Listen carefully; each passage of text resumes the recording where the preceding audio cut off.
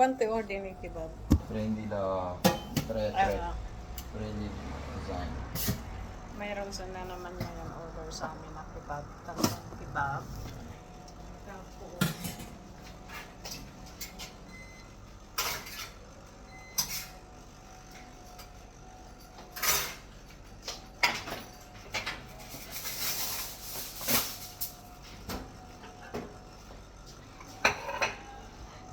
umpisa na naman pag ganitong oras na minsan, walang order dito sa loob. Minsan sunod-sunod naman. Ngayon kay 12 o'clock na, nag-start na naman ang ano ba niya na order, sunod-sunod, tapos darating naman ang customer, may isa-isa, dalawa, yun. Yan po. Kaya,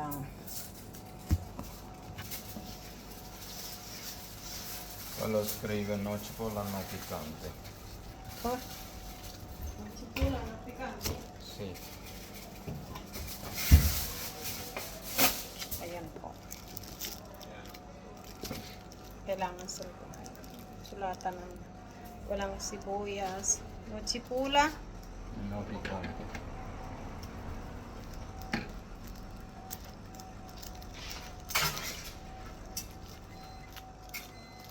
no chipula, no picante.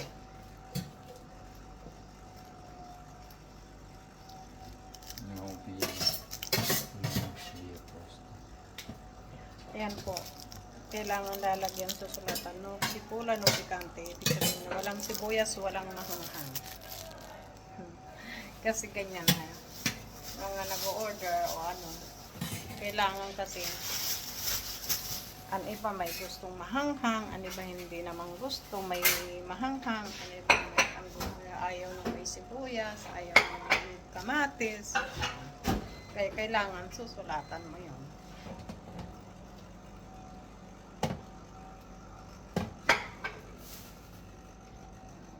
So, ganyan talaga, may kanya-kanya tayong ano na gusto natin kainin, may ayaw natin kainin ng ganyang klase, diba? May questo? No yogurt. No yogurt. Ito naman, no yogurt. No yogurt. No yogurt, no why. Ibig sabihin, walang yogurt. Kasi,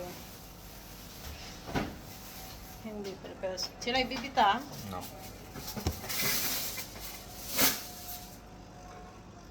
Dopo il pomodoro c'è quello e quello. Tutti e tre. Devi completo fare. Tapos, i-deliver niya kung ano. Ganyan lang. Tapos, pag-deliver niya, i-check ko din kung ano ang wala.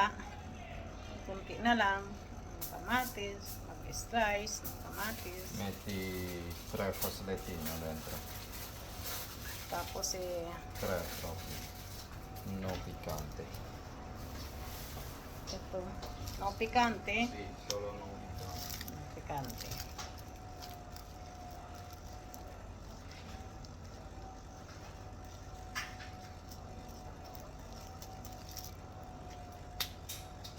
No picante. Ibig sabihin hindi mahanghang. Yan guys.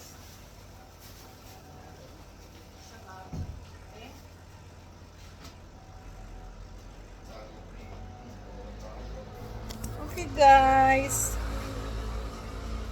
Okay. Magdi-deliver ng kasama ko. Ayan na po. Yan.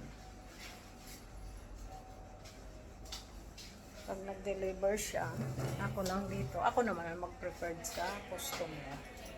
Tapos, ayan na siya. Ayan na po. Magde-deliver na po siya. Okay guys, bye-bye. See you next my video. Okay, thank you so much.